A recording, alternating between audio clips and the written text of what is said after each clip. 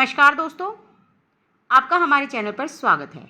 दोस्तों, आज हम आपके लिए लेकर आए हैं रीति मुक्त काव्यधारा की विशेषताएं।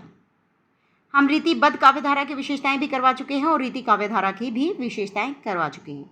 यदि आपने वीडियोस नहीं देखी है तो प्लेलिस्ट में जाकर रीति काव्य की जो वीडियोस हैं आप उसमें देख सकते हैं, और यदि आप वहाँ नहीं जाना चाहते तो आपको डिस्क्रिप्शन बॉक्स में लिंक दे दिया जाएगा, वहाँ से भी आप इन वीडियोज़ को देख सकते हैं। चलिए शुरू करते हैं रीति मुक्त काव्यधारा की विशेषताएं। देखिए, रीति काल के काव्य को सामान्यतः 3 वर्गों में बांटा गया है: रीतिबद्ध काव्य, रीति सिद्ध काव्य और रीति मुक्त काव्य। रीतिबद्ध में वे कवि आते हैं जो रीति के बंधन में बंधे हुए हैं, अर्थात रीति की जो बंधी बंधाई परिपाटी है उस पर चलकर काव्य रचना करते हैं, रीति ग्रंथों की रचना करते हैं, वे आते हैं रीतिबद्ध काव्य में। रीति सिद्ध में वे कवि आते हैं जिन्होंने रीति ग्रंथ नहीं लिखे किंतु रीति की उन्हें भली भांति जानकारी है। और रीति मुक्त में वे कवि आते हैं जो रीति के बंधन में पूरी तरह बंधने की बजाय उनसे पूरी तरह मुक्त होकर काव्य रचना करते हैं। और इन रीति मुक्त कवियों ने किसी प्रकार के लक्षण ग्रंथों की रचना नहीं की। इन्होंने हृदय की जो स्वतंत्र वृत्तियां हैं उनके आधार पर ही अपने काव्य की रचना की है। तो आपने देखा कि जो रीतिबद्ध कवि थे वो रीति की बंधी बंधाई परिपाटी पर चलकर काव्य रचना करते थे। रीति सिद्ध कवि रीति की परिपाटी पर चलकर काव्य रचना नहीं करते थे, परंतु उन्हें रीति की जानकारी अच्छी तरह थी। परंतु रीति मुक्त कवि पूरी तरह से रीति मुक्त होकर काव्य रचना करते थे। रीति मुक्त काव्यधारा के प्रमुख कवियों के बारे में भी पूछ लिया जाता है कि रीति मुक्त काव्यधारा के प्रमुख कवि कौन कौन से हैं, तो ये भी आपको पता होना चाहिए। घनानंद, बोधा, आलम और ठाकुर रीति काव्यधारा के मुक्त काव्यधारा के प्रमुख कवि हैं। अब पढ़ते हैं रीति मुक्त काव्य की विशेषताएं। देखिए, पहली विशेषता है विरह वर्णन की प्रधानता। अब क्योंकि रीति मुक्त कवि जो थे वो किसी न किसी से प्रेम करते थे, और इसी कारण जब उनकी प्रेमिका उनसे दूर हो जाती थी तो उनमें संयोग के बजाय वियोग वर्णन अधिक मिलता है। रीति मुक्त कवियों ने श्रृंगार के संयोग और वियोग दोनों पक्षों का चित्र अंकित किए हैं, परंतु उनके काव्य में विरह वर्णन की प्रधानता है।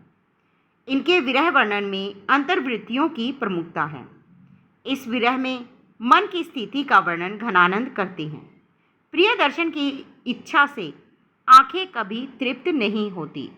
मतलब कोई भी प्रिय जो होता है वो अपने प्रेमिका के दर्शन सदैव करना चाहता है, कितना भी देख लो लेकिन आंखें कभी भरती ही नहीं। मोहन सोहन जोहन की लगिए रहे आखिनों के उर आरती। घनानंद के पास एक ही प्राण था जो उन्होंने अपनी प्रिया पर न्योछावर कर दिया था। वे लिखते हैं, एक ही जीव हुतो सूतो वार्यो सुजान संकोच ओ सोच सहार्य। अब पढ़ते हैं रीति मुक्त काव्यधारा की दूसरी विशेषता, वो है प्रेम की अनन्यता।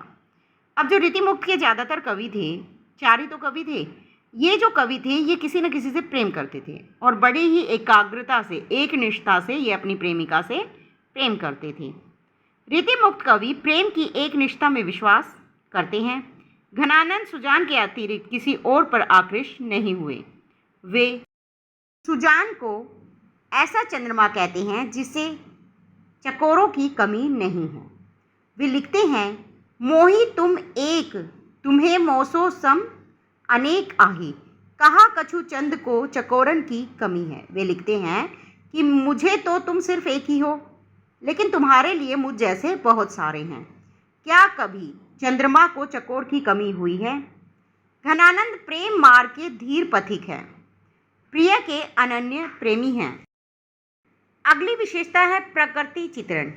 रीति मुक्त कवियों ने प्रकृति चित्रण भी किया है। अब क्योंकि ये प्रेमी थे, ऊपर से इनमें विरह था, इनकी जो प्रेमिका थी इनसे दूर थी, तो इन्होंने प्रकृति का जो चित्रण है वो उद्दीपन रूप में अधिक किया है। कोयल की कूक, चातक की पीपी उन्हें प्रिया का स्मरण कराती है। कारी कूर कोकिला कहाँ को बैर काटती री, कूकी कूकी अभी करे जो किन कोरी ले, पैड़े परे पापी ये कलापी निस धोस जो ही, चातक घातक त्यों ही तुहु कान फेरी। रीति मुक्त काव्यधारा की अगली विशेषता है प्राचीन परंपरा का त्याग। प्राचीन परंपरा का त्याग इनकी मुख्य विशेषता है।